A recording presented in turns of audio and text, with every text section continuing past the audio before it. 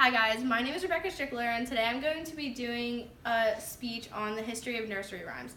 So for today's audience I have Phil, he's holding the camera for me today, and then I have Truett, my Uncle John and Amanda who are on FaceTime, and then my friend Eva. So for today's history, we're going to be learning about two nursery rhymes. We're going to learn about Jack and Jill Went Up the Hill and Ring Around the Rosie. So Jack and Jill Went Up the Hill was originally from when King Louis XVI and Marie Antoinette were in reign, and they were actually both beheaded. So the lines are all about them like with their head being chopped off and falling down the hill, and then the next line with her tumbling after is her head coming in after her for her both dying.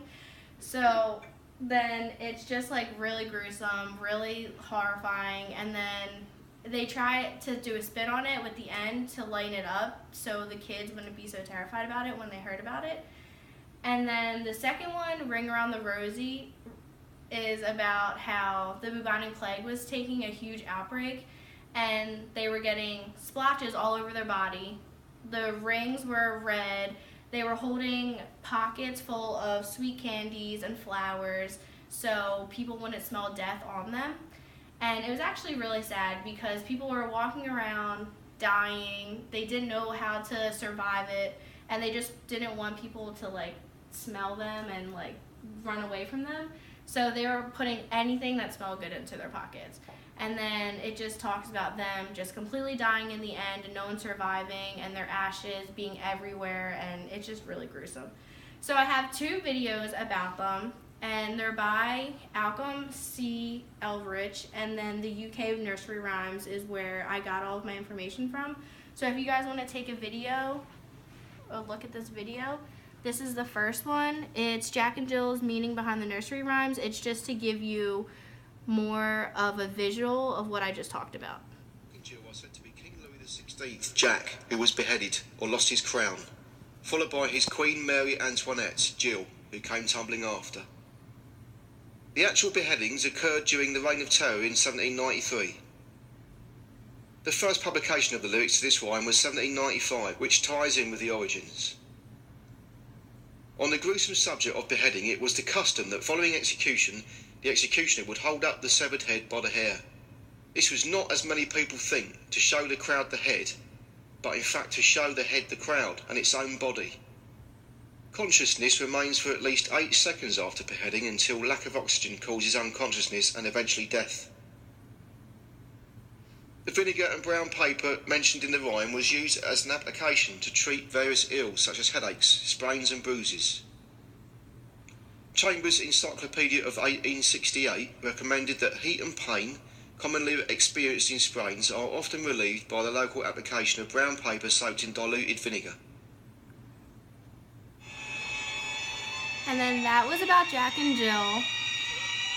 The next one I have for you is a visual of Ring Around the Rosie.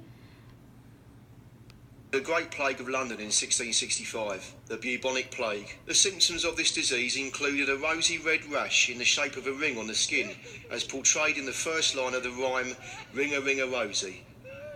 Pockets and pouches were filled with sweet-smelling herbs, the pockets full of posies. These were carried due to the belief that the disease was spread by bad smells. Doctors or physicians visiting the sick would wear long dark robes to cover their clothes, and macabre-looking masks that featured a long beak which was stuffed with herbs and bergamot oil. This gruesome mask was thought to give protection from the disease by confining the infection that was thought to be transmitted through the air. The English version of the rhyme replaces the term ashes ashes, which refers to the cremation of the dead bodies with a tissue, as violent sneezing was also a symptom of the disease. Victims of the plague would be sealed in their homes to await their death, hence the line, we all fall down.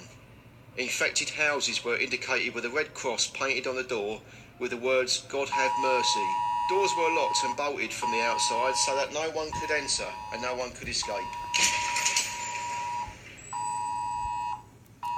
So they were by the Nursery Rhyme History on the YouTube channel. They just like get together, and it's from like the English, France era. They talk about like nursery rhymes, and you can watch a lot more.